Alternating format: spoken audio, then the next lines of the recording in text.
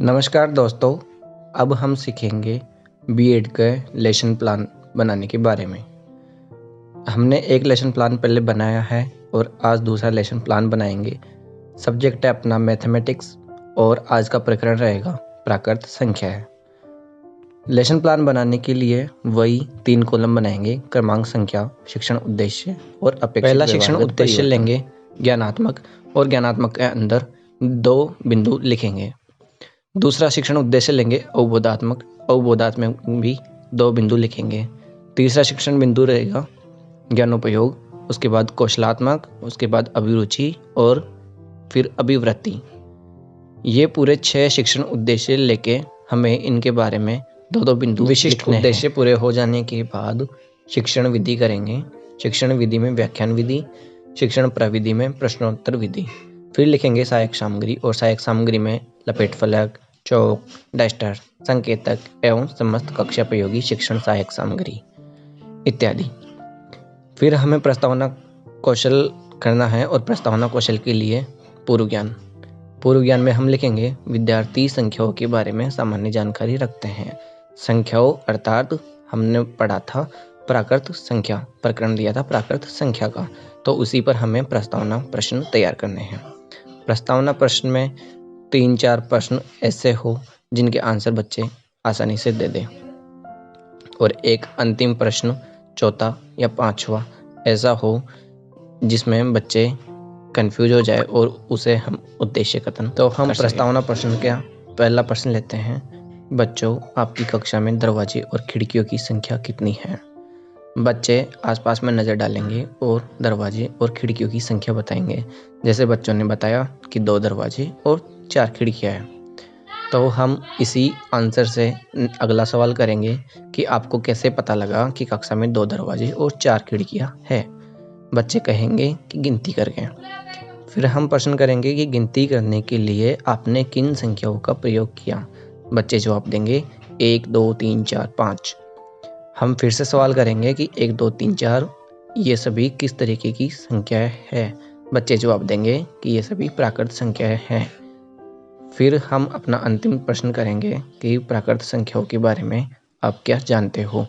बच्चे यहाँ निरुत्तर हो जाएंगे, अर्थात यही प्रश्न हमारा उद्देश्य कथन के लिए सही रहेगा। फिर हम अपना उद्देश्य कथन करेंगे कि छात्रों, आज हम लोग गणित विषय के अंतर्गत प्राकृत संख्याओं के बारे में विस्तृत अध्ययन करेंगे।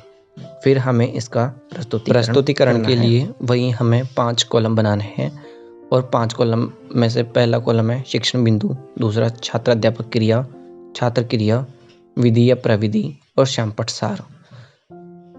कम से कम 3 शिक्षण बिंदु लेने हैं और प्रत्येक शिक्षण बिंदु के अंदर विकासात्मक प्रश्न, छात्र अध्यापक कथन और बोधात्मक प्रश्न करने होते हैं। और हमें जब हम व्याख्या कर रहे होते हैं तो कुछ श्यामपट्ट पर लिखने का कार्य श्यामपट्ट पर लगाते हैं।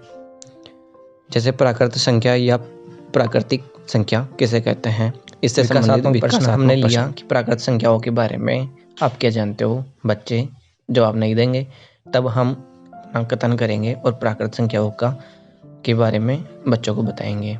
प्राकृत संख्या के बारे में समझाएंगे कि किसी भी वस्तु या चीज़ों को गिनने के लिए जिन संख्याओं का प्रयोग किया जाता है उन्हें हम प्राकृत संख्या कहते हैं और प्राकृत संख्या का मान 1 से अनंत तक हो सकता है तथा प्रत्येक प्राकृत संख्या में 1 का अंतर होता है।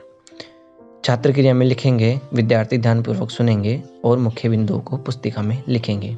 विधि या प्रविधि में लिखना है व्याख्यान विधि और श्यामपट्ट कार्य में हमें यह बताना है कि प्राकृत संख्याओं के बारे में और कुछ क्या महत्वपूर्ण है। तो हम प्राकृत संख्या के बारे में बताते हैं कि 0 प्राकृत संख्या नहीं है, क्योंकि 0 से किसी वस्तु की गणना नहीं की जा सकती, अतः सबसे छोटी प्राकृत संख्या 1 होगी। फिर हम बोधात्मक प्रश्न करते हैं, प्राकृत संख्याएं कौन कौन सी होती है? बच्चे जवाब देंगे 1 से अनंत तक सभी। दूसरा प्रश्न करेंगे सबसे छोटी प्राकृत संख्या कौन सी है? बच्चे जवाब देंगे हम अपना दूसरा शिक्षण बिंदु लेंगे प्रवर्ती संख्या या अनुवर्ती संख्या और विकासात्मक प्रश्न करेंगे कि अनुवर्ती संख्या किसे कहते हैं? बच्चे जवाब नहीं दे सकेंगे। फिर हमें अपना छात्र अध्यापक कथन करना है जिसके अंदर हम बताएंगे कि परिवर्ती संख्या या अनुवर्ती संख्या किसे कहते हैं? यदि किसी प्राकृत संख्या में 1 जोड़ा जाए तो प्राप्त संख्या उस संख्या की अनुवर्ती या प्रवर्ती संख्या कहलाती है। जैसे 23 में 1 जोड़ा तो संख्या आई 24, अर्थात 24 संख्या 23 की प्रवर्ती संख्या कहलाती है। छात्र कथन में हम लिखेंगे, विद्यार्थी ध्यानपूर्वक सुनेंगे तथा मुख्य बिंदु पुस्तिका में लिखेंगे। विधि या प्रविधि में लिखेंगे व्याख्यान विधि, और श्यामपट्ट कार्य में एक श्यामपट्ट चिपकाना है जिसमें हम लिखेंगे प्रवर्ती संख्या का अर्थ 1 आगे की संख्या होती है, अर्थात 3 की प्रवर्ती संख्या 4 तथा 4 संबंधित हमें बोधात्मक प्रश्न करना है। बोधात्मक प्रश्न में पहला प्रश्न 39 की अनुवर्ती संख्या बताओ, बच्चे जवाब देंगे 40, और 98 की प्रवर्ती संख्या बताओ, इसका बच्चे जवाब देंगे 99। फिर हमें अगला शिक्षण बिंदु लेना है पूर्ववर्ती संख्या। इसमें हम विकासात्मक प्रश्न करेंगे कि पूर्ववर्ती संख्या से आप क्या समझते हैं, बच्चे इसका जवाब नहीं देंगे। फिर हमें छात्र अध्यापक कथन करना है। छात्र अध्यापक कथन में हमें पूर्ववर्ती संख्या के बारे में बताना है। तो पूर्ववर्ती संख्या क्या होती है? यदि किसी प्राकृत संख्या में से 1 घटाया जाए तो प्राप्त संख्या उस प्राकृत संख्या की पूर्ववर्ती संख्या कहलाती है।